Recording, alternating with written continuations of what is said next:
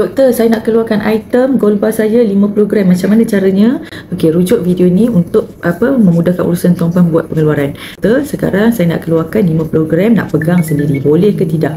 Boleh. So, tuan-puan pergilah dekat bahagian mi. Di bawah ini, sebelah kanan bawah, tekan mi. Kemudian pergilah ke bahagian my appointment. Nampak kan?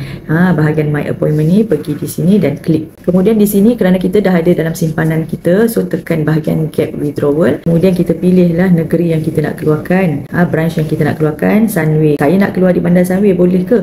Bandar Sunway Selangor, kita klik, kemudian tekan butang next. So, saya nak keluar item 50 gram, so kita boleh cemak satu persatu item 50 gram, buat pilihan item yang kita nak. Ini adalah 50 gram bunga emas. Okey, tekan di item ini, kemudian tekanlah butang next. Okey, kemudian kita harus pilih tarikh. Okey, ini tarikh yang available. Katakan saya nak ambil pada hari Khamis minggu depan dan saya nak ambil pada jam 10 pagi. Okey, saya set tarikh 30 hari bulan Oktober 10 pagi, kemudian tekanlah butang next. Terusnya dibuat confirmation, kena confirmationkan detail. Yang ini adalah item bunga emas, kemudian beratnya 50 gram dan pilihlah Bandar Sunway Selangor dan make sure tarikhnya betul. Okey, dan kita harus hadir di tempat yang kita set ini pada masa dan pada tarikh yang telah ditetapkan. Sekiranya setuju, maka step terakhir adalah tekan confirm. Okey, kemudian bolehlah tuan-puan pegang sendiri gold bar tuan-puan.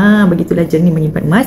Beli emas dapat emas. Okey, bagi yang nak mulakan simpan emas public gold dengan Dr. Akila, saya akan bantu sebaiknya isi beg biru, kemudian saya daftar dan saya akan guide step by step journey menyimpan emas bersama public gold.